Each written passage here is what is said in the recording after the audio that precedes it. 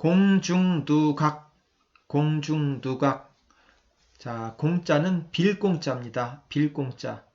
또는 하늘공자라고 해도 의미가 통합니다. 하늘에서 싸우는 군대를 공군이라고 할 때 그 공입니다. 중자는 가운데 중자, 가운데 중자. 누자는 다락누, 다락누.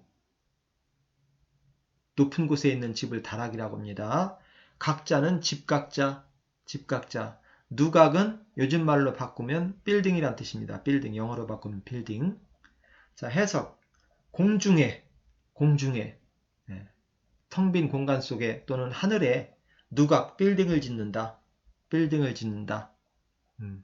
의미는 근거가 없는 가공의 삶을 실제 있을 수 없는 상상 속에 어떤 물건을 공중누각이라고 한다는 얘기입니다. 바닥에 떠있는 건물을 지을 수 있을까요? 자, 불가능하겠지요. 그래서 의미가 근거 없는 토대나 근거 또는 토대가 없는 생각이나 사물을 이르는 말로 쓰입니다. 그런데 과학이 발달하다 보니 그런 일이 일어나고 있습니다. 대표적인 것이 공중에 떠서 달리는 자기부상열차이지요. 같은 극끼리는 밀어내는 청력이 작동하고 다른 극끼리는 서로 당기는 인력이 작동하는 자석의 원리를 이용한 것이지요. 과학의 발달이 우리의 상식의 한계, 생각의 한계를 극복하게 해주고 있습니다. 비슷한 말로 9쪽 5번의 사상누각이 있습니다. 9쪽으로 가보겠습니다. 사상누각, 사상누각. 사자는 모래사자입니다. 모래.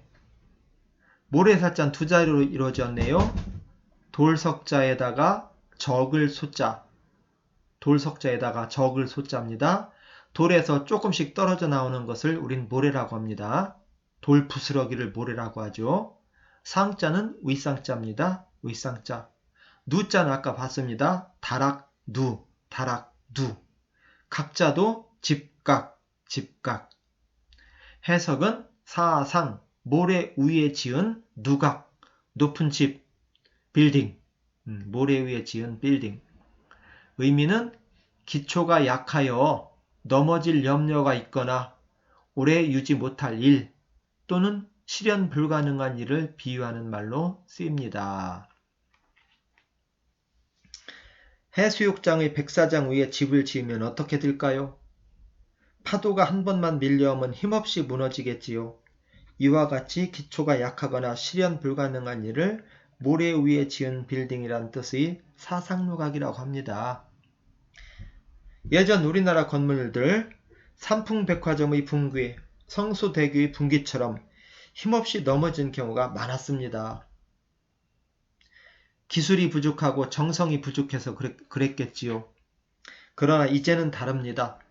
세계 최고 높이인 두바이의 부르주 칼리파, 대만 최고의 명물인 101 빌딩, 싱가포르의 마리나 베이 샌즈, 말레이시아의 쌍둥이 빌딩 등 각국의 대표적인 건물을 우리 기술로 건설하고 있습니다.